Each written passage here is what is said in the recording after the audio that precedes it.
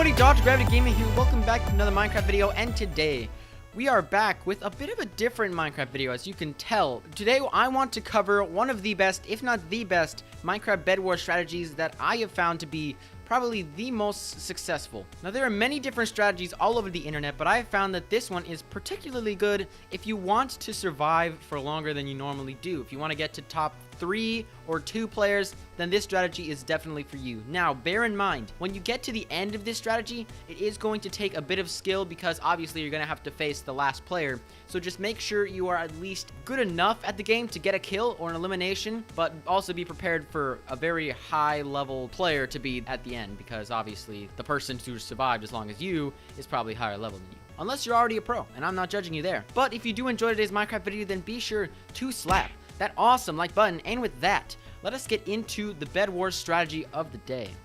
Now, obviously, if we're going to cover every detail of this strategy, we can't do it in a normal Bed Wars game, because someone is going to come along and knock me off the island, because I am not particularly good at the game. So what we have done, me and Fury, if you don't already know who that is my partner in video making.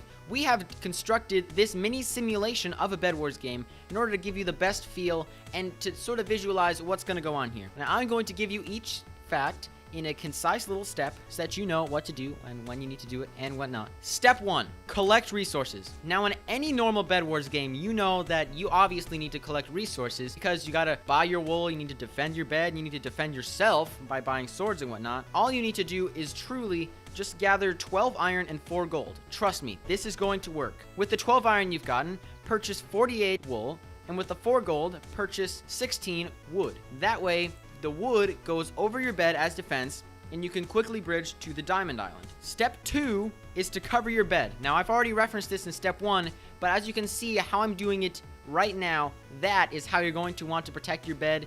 It is the quickest way to just get a mini covering over it so that you can rush to somebody else, and if they happen to come onto your island, you have a little bit of time before they get your bed. Step 3, bridge to the Diamond Islands. Now, this step is the most important and could make the difference between winning and losing a Bed Wars game. Now, this can result in 3 completely different scenarios. A, as you are bridging, if you make it first, the other player will still be bridging to the Diamond Island if they are as fast as you. So what you want to do is you want to knock them off their bridge, run across their bridge, and destroy their bed. That way, you can get a quick elimination, and you are now in control of 2 actual player islands and a Diamond Island. How great is that? B, if you are a little too slow and they got the jump on you, then you are going to have to wait until they get the diamonds, run back to upgrade their stuff, and then you can safely bridge, and even cut off their bridge if you have enough time. That way, you are controlling this Diamond Island, and he's going to have to bridge over again.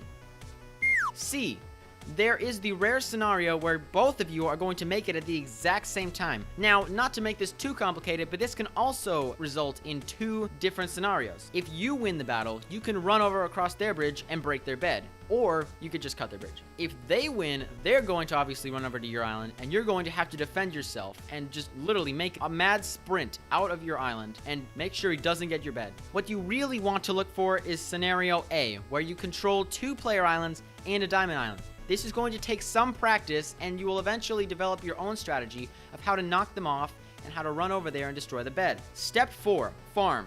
Now, this is probably where things slow down a bit, because you're going to constantly be running across bridges, gathering supplies, and upgrading things. What you mainly want to focus on is upgrading your forge. That way, there is no need for you to go over to the middle islands, because that is where you get the diamond sword, diamond armor, and all those kinds of things. Ender pearls, bridge eggs, you can get those. You don't have to go to the middle islands. All you need to do is upgrade your forge, but that's only going to be yours. You can't upgrade the other player island's forge. So finally, on to step 5, which is basically something that happens in between steps.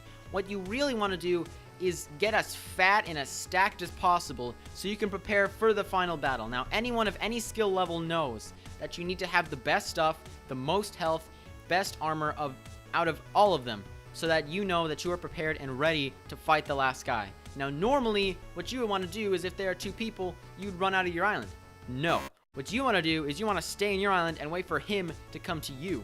That way, you have the advantage instead of him forcing you to either retreat or make a play. Now, at this point, again, I cannot stress the fact that you need to be at least decent when it comes to PvP, because this last dude is obviously going to have diamond armor, diamond sword, guaranteed, and he is going to be a tough fight, and you're really going to want to be able to take him out. Well, unless he's a noob. Obviously, that changes the spectrum entirely. But overall, that is basically where this strategy ends. If you rinse and repeat doing this, you can get really big really fast, really. The game might slow as there's zero action running across bridges over and over again, but this can actually work if you get good enough. I have had many solo wins doing this. May not be the most exciting strategy, you may not be fighting a lot of people, but at least you do get one elimination if you're lucky. Well, hopefully you guys enjoyed today's Minecraft video, and if you did, then please feel free to slap that awesome like button, and hopefully if you like what you see here on the channel, then be sure to subscribe. I can assure you that more videos such as this are coming in the future, but this is not going to be the entirety of our content. We are still going to do